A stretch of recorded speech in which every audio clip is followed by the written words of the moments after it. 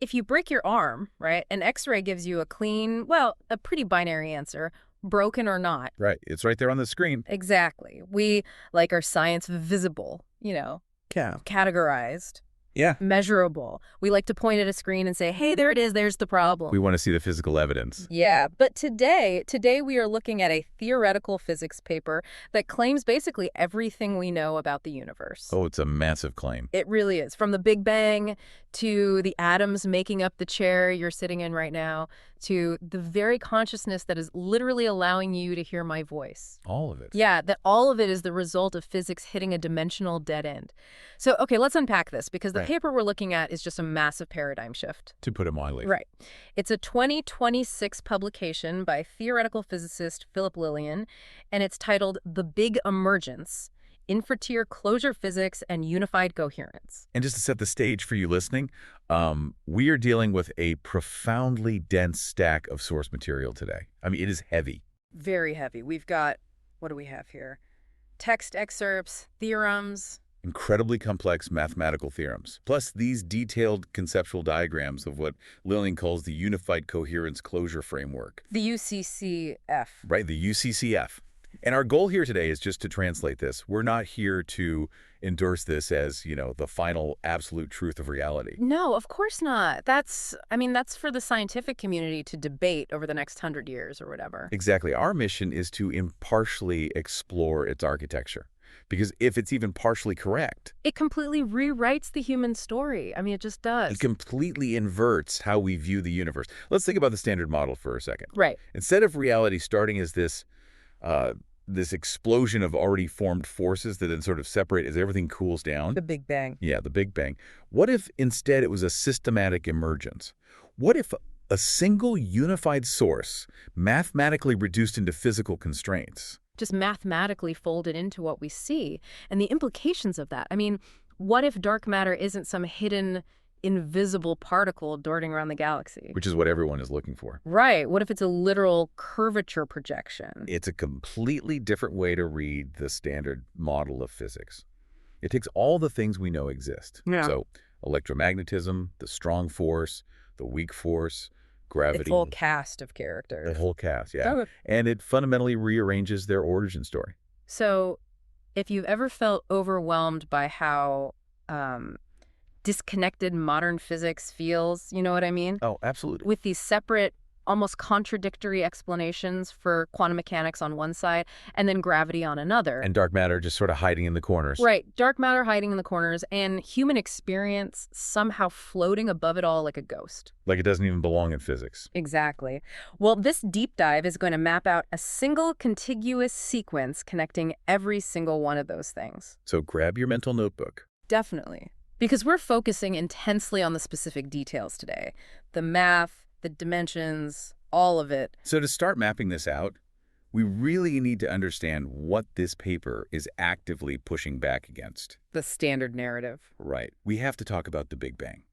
To understand the new framework, we must clearly define the old one. Makes sense. The traditional Big Bang model, which, we all learned in grade school, essentially describes the thermal history of our universe. Right, the cooling down part. But crucially, in Lilien's framing, the Big Bang describes the history of an already projected physical universe. Okay, wait. Already projected. Yes.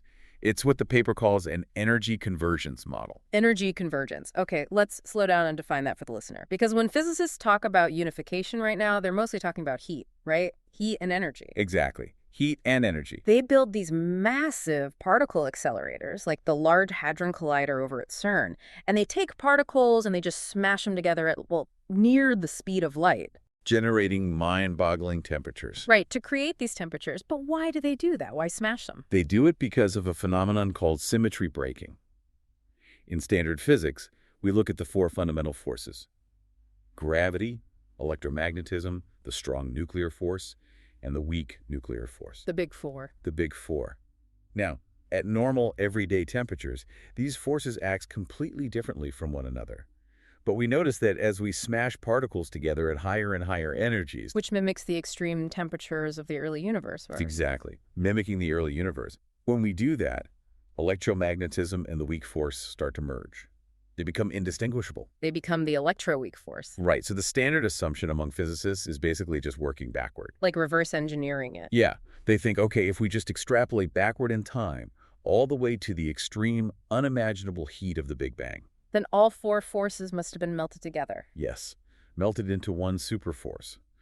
And then, as the universe expanded and cooled down, those forces separated. Okay, so standard narrative treats the early universe almost like a, I don't know, a cosmic soup of forces. A cosmic soup that froze out and separated as the temperature dropped.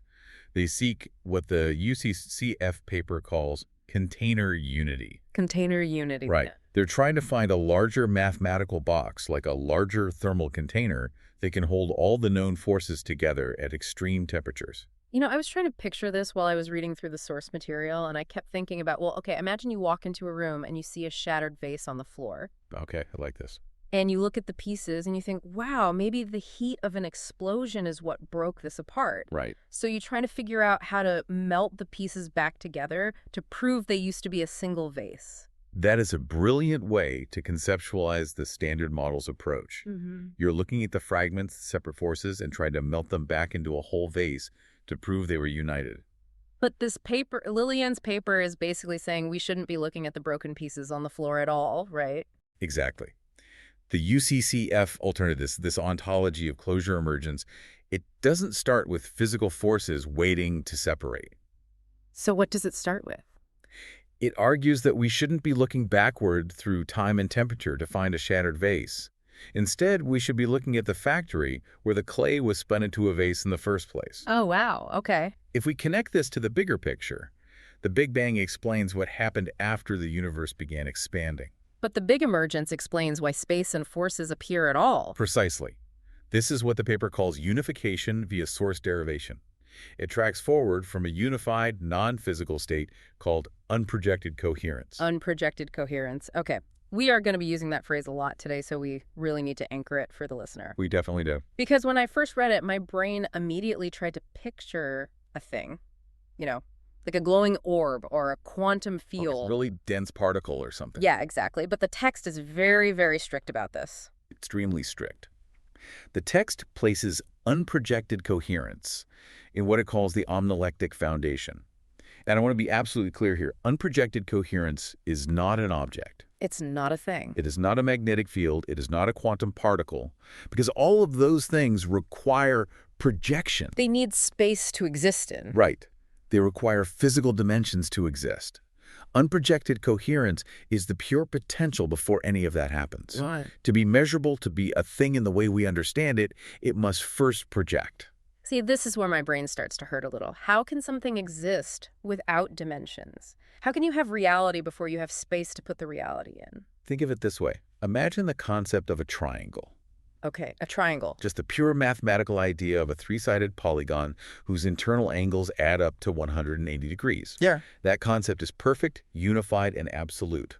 But it doesn't have a physical location. No, it's just an idea. It doesn't have a color or a weight or a size. It exists prior to being drawn. Okay, I follow. Now, the moment you take a pencil and draw a triangle on a piece of paper, you have projected that concept into physical dimensions. Oh, I see. And the drawn triangle is flawed. The graphite has thickness, the lines aren't perfectly straight, but it is now measurable. Unprojected coherence is the mathematical concept of the universe before the pencil hits the paper. Wow. Okay, that actually helps immensely.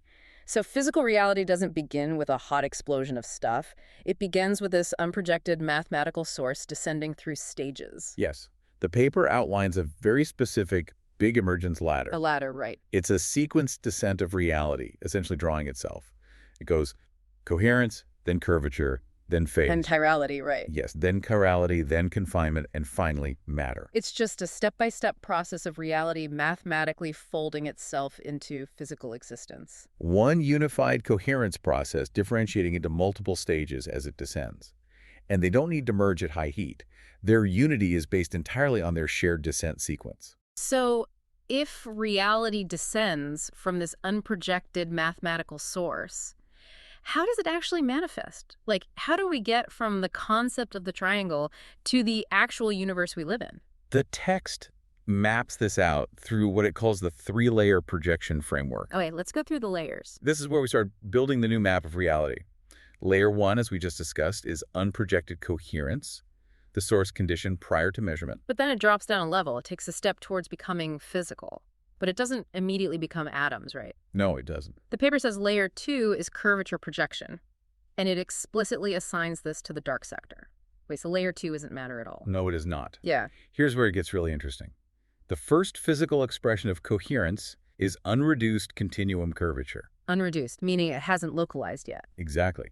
Imagine that the unprojected coherence starts to exert an influence, a bending or a structuring force, but it hasn't yet crystallized into localized, tiny little atomic structures. It's just a massive influence. It acts as a structural influence on the visible realm. It's pure curvature. And then finally, beneath that, we get to layer 3. The paper calls this projected reduction. Right. This is the visible matter layer.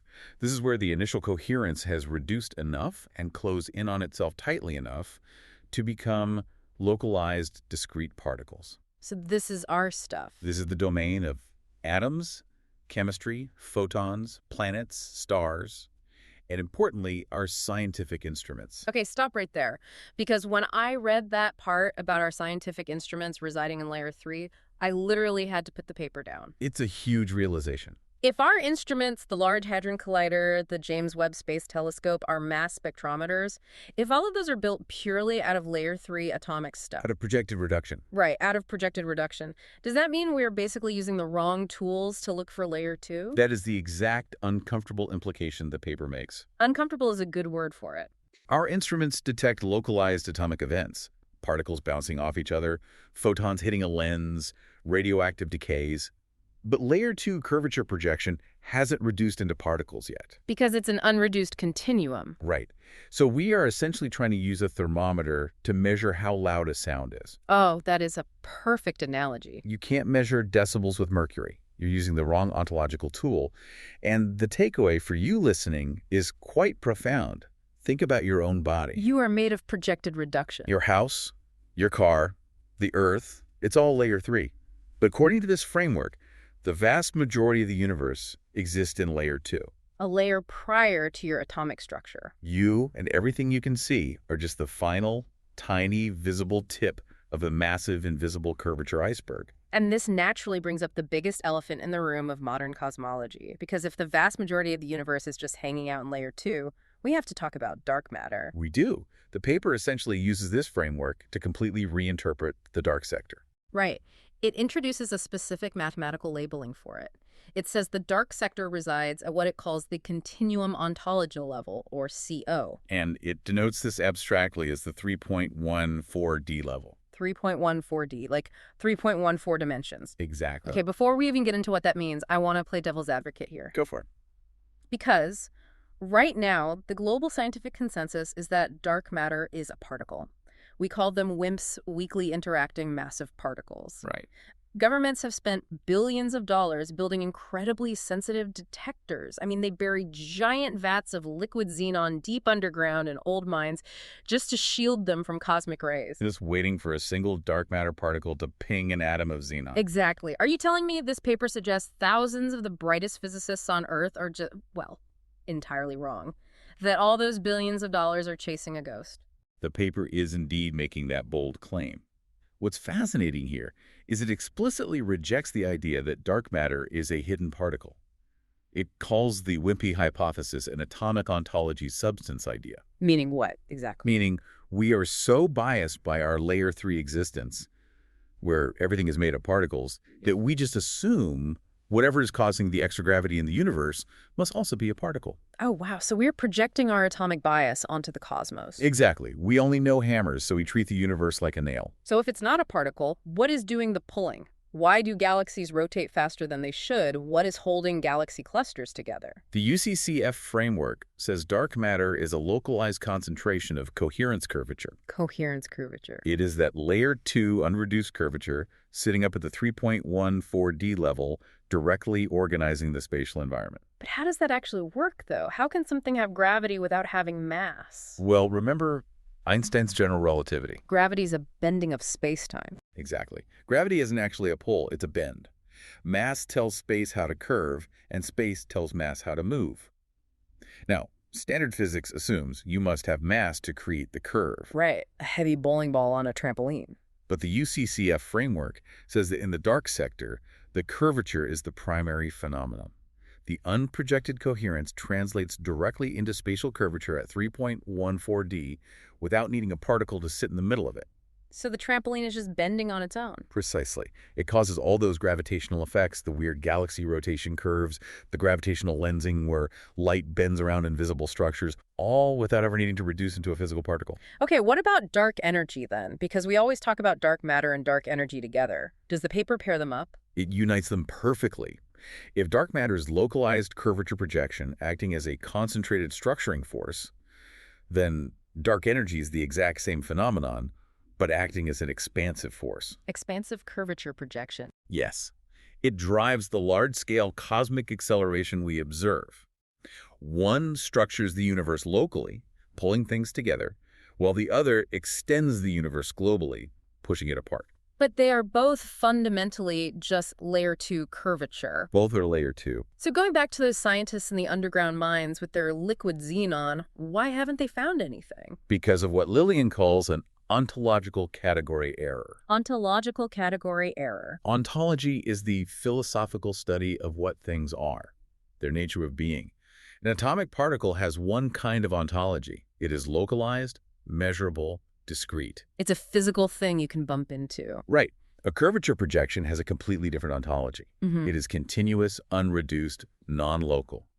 Searching for dark matter particles with atom-detecting instruments is fundamentally flawed. It's like trying to find the particle of a shadow. Ooh, expand on that. I like that. Well, think about it. A shadow has a real measurable effect on the world, right? It blocks light, it cools down the temperature of the ground it falls on. You can measure a shadow. But if you take a microscope and try to find a shadow particle, you're never going to find one. Because a shadow isn't a substance, it's an optical geometry. It's an absence of light caused by an arrangement of things. Right. Right. Are we basically looking for shadow particles in those xenon tanks? That is exactly the argument the paper is making. Dark matter is a structural geometry of the universe, not a substance within it. Wow. And this leads us to the most critical mathematical juncture in the entire paper. Okay, lay it on me. If the dark sector exists up at this unreduced 3.14D level, and our visible atomic world is down at the 3.0D level, the familiar 3D space of up, down, left, right. How do we get from one to the other? Exactly. How does reality bridge that gap? Right, because you can't just shove 3.14 dimensions into a 3.0 dimensional box perfectly. The edges aren't going to line up. Something has to give. Precisely. Between the continuum ontology at 3.14D and the atomic ontology at 3.0D, there's a transition zone. The paper calls this the atomic continuum ontology, right? The ACO. Yes, the ACO. This is the reduction bridge. And the mechanism of this bridge is described by the central theorem of invertier closure physics. Okay, give it to me. Let's hear the theorem. The theorem states, gauge symmetry is dimensional residue under the conservation of coherence. Gauge symmetry is dimensional residue under the conservation of coherence. Okay. I'm going to need you to break that down because right now that just sounds like Star Trek technobabble to me. It does sound dense. Let's take it piece by piece. What does that actually mean for reality? Let's start with conservation of coherence. This means that the fundamental essence of the universe, that unprojected source, cannot be destroyed. It is conserved. Like conservation of energy, but for coherence. Exactly. So when the universe steps down from the 3.14D dark sector into the 3.0D visible sector, that extra 0.14 fraction of a dimension can't just vanish into nothingness. Because reduction doesn't mean annihilation. It means transformation. Okay, so there's a leftover, a remainder.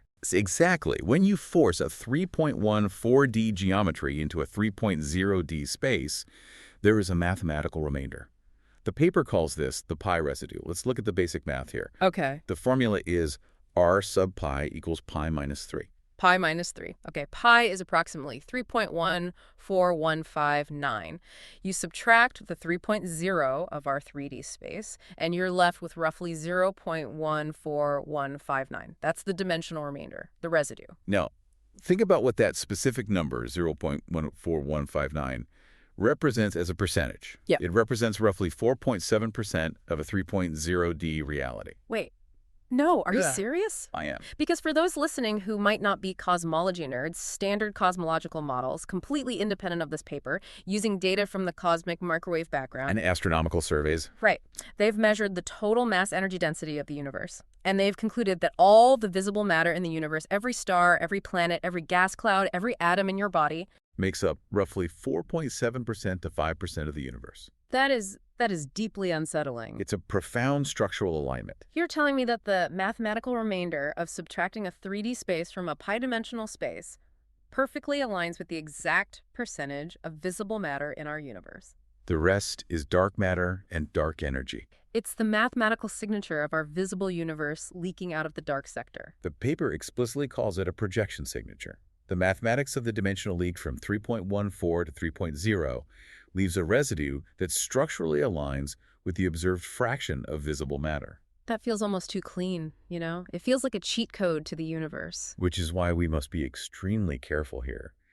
And to the author's credit, Lilien explicitly cautions against treating this as absolute, unassailable proof. Oh, he does. Yes. He states that this numerical relation is a suggestive projection signature and a structural alignment. Physics requires more than numerical coincidences, even profoundly beautiful ones. You still have to prove the physical mechanisms. Okay, fair. We aren't declaring this the new absolute law of physics just yet. But as a theoretical architecture, it's stunning. It really is, because the paper argues that it is precisely this 0.14159 residue that generates gauge structure. And gauge structure is simply physics jargon for the fundamental forces. So the residue of this dimensional leak, this leftover energy that couldn't fit neatly into 3D space, is the very thing that creates the forces that hold matter together. Yes. Which means we need to talk about what 3D space actually is in this framework. Right, because if you ask a random person on the street what 3D space is, they'll say, well, it's up and down, left and right, forward and backward, the X, Y, and Z axis. But the paper claims that's just an illusion, or rather an incomplete picture. Okay. Standard physics uses a mathematical group called SO3 to describe three-dimensional rotation. It's a way of mapping how objects turn in 3D space. So SO3 is what we experience. Exactly. It's the visible projection. But it's not the full closure object. To describe the actual anatomy of our space, the paper introduces a term, PSOC 43. PSOC 43. Okay, the text says that stands for phase-spin spatial orientation closure. And it says this is a four-fold quaternionic carrier. Can you ELI5 that for me? Like, explain it like I'm 5. What is a quaternionic carrier? Let's break down the math simply. Standard 3D space has 3 axes, right? Right. But the PSOC 4-3 framework is a 1+3 structure. Wait, where does the 1 come from? The 1 represents the U1 phase residue. This is the scalar component derived directly from that 0.14159 pi leak we just talked about. Oh, so the remainder is the 1. Exactly. It's the mathematical expression of the remainder. And the 3 represents the SO3 spatial orientation projection. Those are the 3 imaginary rotational generators, your up, down, left, right, forward, backward axes. You got it. So our reality isn't just 3 dimensions. It's 3 spatial dimensions plus 1 hidden phase dimension wrapped up together as a single package. And the paper says this 1+3 structure is mediated by a spinorial cover. Yes. Denoted mathematically as spin 3 is isomorphic to SU2. Okay, you're losing me again. Essentially, a spinor is a mathematical object that requires a 720-degree rotation to return to its original state. Instead of a standard 360-degree rotation. Right. In physical terms, it means that the standard 3D rotation we see is supported by a deeper, twisting, quantum spin-like mathematical structure underneath. I'm trying to visualize this. Is it kind of like a video game? How do you mean? Where the geometry I see on the screen, like my character turning around in a room, that's the 3D space, but there's code underneath that. That is a highly effective analogy. Let's build on that. Okay. When you are playing a modern 3D video game, what you see on your monitor, the buildings, the sky, the way your character moves up, down, left, right, that is the SO3. It's the visual rendering. Yeah, exactly. That is the visible spatial orientation. Right, but if you unplug the monitor, the game is still running in the console. The visual rendering doesn't exist on its own. Underneath those visuals, there are thousands of lines of code. There's a physics engine calculating vectors. There's a rendering engine calculating light phases, memory allocation, all of it. Exactly. That underlying invisible code The engine processing the phase and the spin, Hmm. that is the PSOC43. So the SO3 graphics are just what the PSOC43 code renders onto the screen of reality. You cannot have the 3D space without the 1+3 phase spin code generating it from underneath. Okay, that makes total sense. But wait, if the SO3 is just the empty space on the screen, where do the actual objects come from? Matter needs forces to hold its atoms together. How do the fundamental forces emerge? To understand that, we have to look below the screen. We have to descend further below 3D space. Going deeper into the code. Exactly. The paper defines the atomic ontology, the realm of physical matter, not as a single flat 3.0D surface, but as a dimensional band. A band. It is a continuous descent from 3.0D down to 2.70D. And matter only fully stabilizes through successive gauge morphologies as it travels down this band. That's right. The paper introduces the principle of gauge directionality here, and this raises an important question, something standard physics rarely asks. Why do the fundamental forces behave so wildly differently? It's a great question. Think about it. Electromagnetism, which includes light, radiates out over vast cosmic distances. Infinite range. Right. But then the weak nuclear force only operates at incredibly tiny subatomic distances to cause radioactive decay. Very restricted. And the strong nuclear force acts like an unbreakable rubber band holding the nucleus of an atom together. Why are they so different? The standard model of particle physics is incredibly successful at measuring how they behave, but it doesn't really answer why they behave that way. But the principle of gauge directionality proposes an answer. It does. It states that the physical behavior of a force is strictly determined by its dimensional placement within that 3.0 to 2.7 band and the degree to which that pi residue is internalized. Okay, so let's track the residue as it descends. Stage 1 is the U1 phase residue. Yes, this sits right at the 3.0D boundary. It's at the very top of the band. So this is right at the surface of our 3D video game world. Exactly. Because it sits right at the open phase spatial boundary, the mathematical residue is externalized. It hasn't been locked away or compressed yet. It sits on the edge. And because it is an externalized phase closure, its physical behavior is radiational, transmissive, and oscillating. Which perfectly describes electromagnetism in light. Right. Light propagates. It radiates outward in waves because it sits at the very open edge of 3D space. It is the externalized residue. Correct. But as the universe's mathematical structure pushes the residue deeper into the dimensional band, its behavior must change. It gets squeezed. Yes. Stage 2 is the SU2 torsional transition. This occurs lower down, around 2.85D. So we are pushing down below the surface of 3D space. The paper says the residue begins to internalize and polarize. What does internalization actually look like? Imagine you have a balloon full of air, Mm-hmm. and you're trying to push it through a rigid metal ring that is slightly too small for it. Okay, I see it. That ring is the dimensional descent from 3.0 down to 2.85. The part of the balloon that makes it through the ring doesn't just sit there comfortably. The pressure forces it to bulge. To warp and eventually to twist. Mm-hmm. The residue is no longer free to just radiate outward like light. The dimensional constraint forces it to internalize and polarize. But it gets twisted. Yes. This manifests as chiral or torsional behavior. It creates what physicists call handedness, left-handed and right-handed spin symmetries, and selective asymmetric coupling. And this corresponds perfectly to the weak interaction. Because the weak nuclear force is famous in physics for violating parity, right? For having a specific handedness, and for mediating radioactive decay through a twisting, torsional kind of mechanism. And this paper is saying it behaves that way precisely because it is being squeezed and partially internalized at 2.85D. The dimensional geometry dictates the physical behavior. You've got it. Which brings us to the bottom of the band, stage 3. The SU3 confinement closure. This is located at approximately 2.70D. The bottom of the physical barrel. The paper calls this terminal internalization. At 2.70D, the dimensional squeezing reaches its maximum limit. The balloon has been squeezed as tightly as the math allows. So it can't twist anymore. The residue can no longer radiate like light, and it can no longer twist like the weak force. It is terminally internalized. It becomes entirely compressive and binding. The strong interaction, the force that binds quarks together inside protons and neutrons. Exactly. The text emphasizes that this is compressive closure. It locks reality down so it can't leak any further. So if we look back at the journey, we started with unprojected coherence. It became curvature. It leaked into 3D space as phase. It twisted into chirality. And it finally locked into confinement. We have all the pieces of the physical puzzle. Which brings us to the synthesis of the entire paper, the 15-generator closure envelope. The paper literally provides an equation of reality to account for the exact algebraic structure of atomic matter. So what does this all mean? Let's walk through the equation. It is written as E sub 15 equals PSOC 43 plus SU2 plus SU3. Okay, I see the pieces we just talked about. But how does this equal 15? Let's count the blocks mathematically. Oh, do that. We have the one from the U1 phase. We have the 3 from the SO3 spatial orientation. That's our PSOC 4-3 block. 1 plus 3, which equals 4. Correct. Now we add the SU2 block. In group theory, the SU2 mathematical group has 3 generators. Let me stop you there for a second. We've been throwing the word generator around.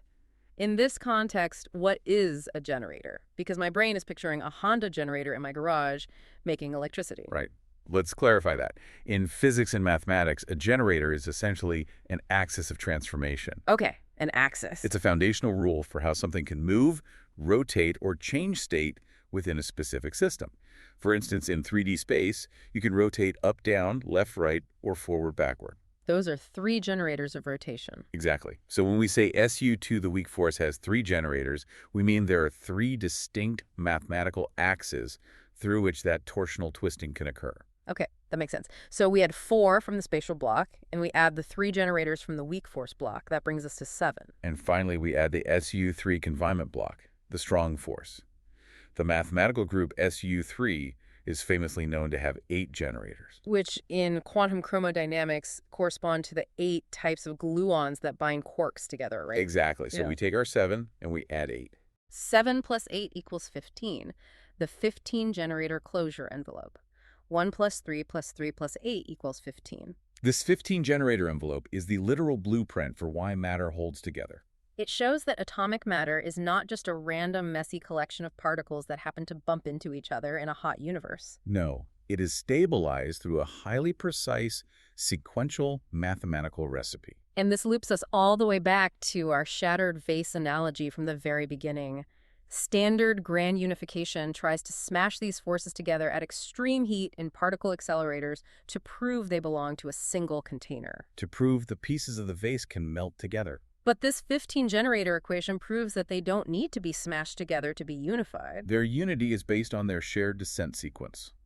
The 1, the 3, and the 8 are all just successive stages of the exact same unprojected coherence reducing into physical stability. It maps the forces not as distinct fragments, but as layers of a single folding origami structure. It's a beautiful architecture. It is. It's incredibly elegant. But this leads us to the most mind-bending philosophical part of the entire paper. There we go. Because if we track this descent, if we started at unprojected coherence, fell through curvature at 3.14, leaked into 3D space, radiated as light at 3.0 D, twisted as the weak force at 2.85 D, And compressed into the strong force all the way down at 2.70 D. the obvious question is, what happens if you keep going down? What is below 2.70 D? This is where the framework challenges decades of assumptions. Because standard physics would usually just posit smaller matter. Right. We found atoms, then we smashed those and found protons, then we smashed those and found quarks. So the assumption is if we build a bigger collider, maybe we'll find subquarks or preons. Or vibrating one-dimensional strings like in string theory, we just assume it's turtles all the way down. But the UCCF framework dictates something entirely different. The paper calls the 2.70 D boundary the SU3 objective exhaustion plane. Objective exhaustion. Exactly. At 2.70 D, the objective curvature residue is completely exhausted. The math of the 15-generator envelope is finished. The 8 generators of the strong force have compressed reality as tightly as it can possibly be compressed. The framework dictates that you cannot simply posit smaller matter below quarks. Physical objective stabilization ends here. There is no more physical structure to be had. So reality just ends. If the math of physical reality runs out, what is left? The paper defines the space below 2.70 D as the omnilectic qualia interface. The OQI. Yes, it is a post-atomic ontology reversal threshold. A reversal threshold. This is where the framework takes an incredible philosophical turn. It proposes an ontological flip.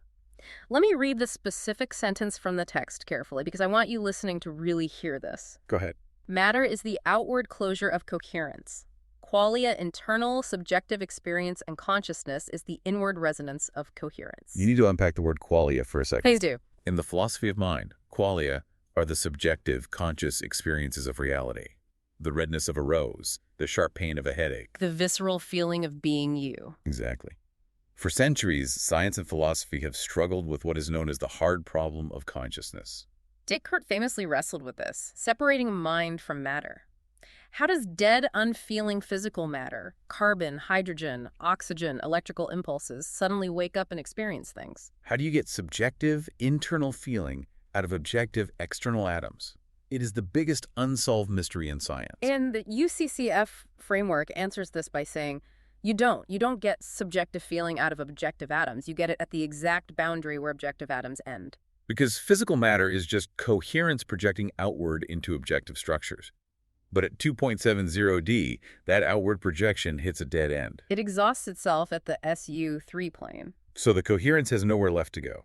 The forward momentum of the projection stops, and the energy is forced to reflect back inward upon itself. It begins to resonate internally. Wow.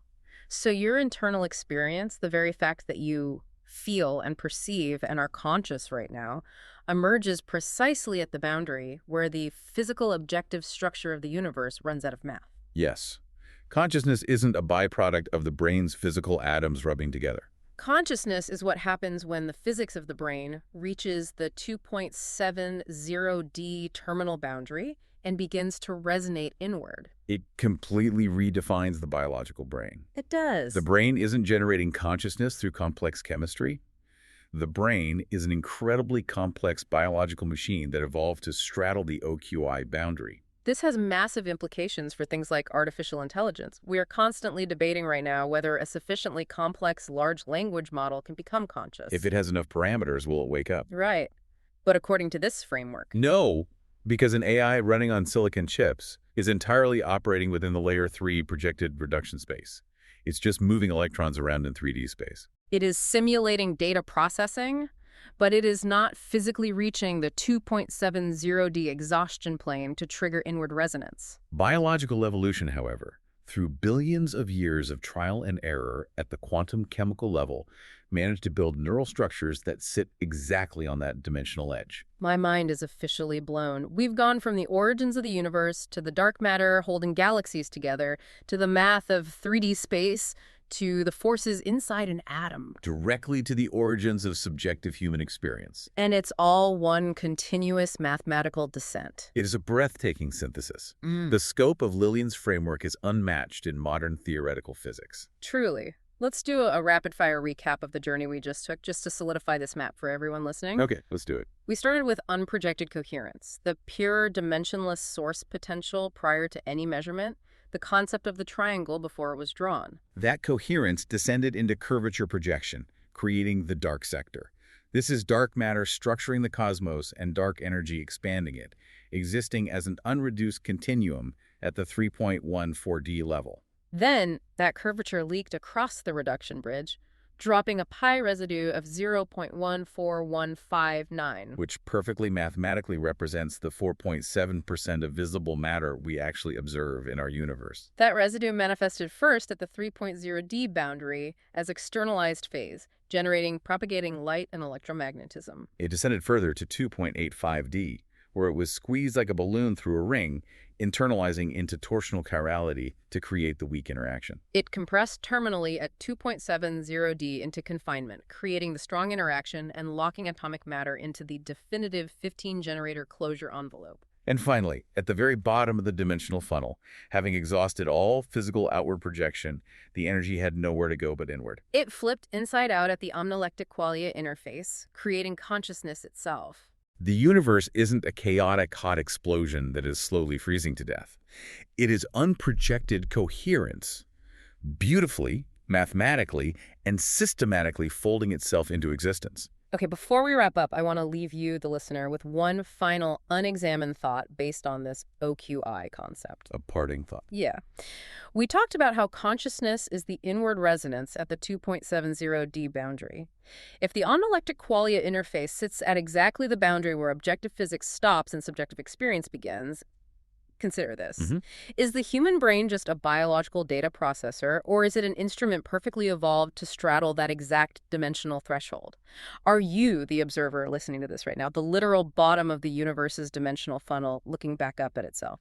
Think about that next time you look up at the night sky. It certainly changes how you view a starry night. Yeah. You aren't just a tiny speck looking up at the vastness. You are the universe's own capacity to feel, staring back at the structure that built you. Thank you for joining us on this intensely detailed deep dive into the source material of Philip Lilien's The Big Emergence. We started with a broken vase, and we ended up finding the factory where reality itself is spun. Stay curious, everyone.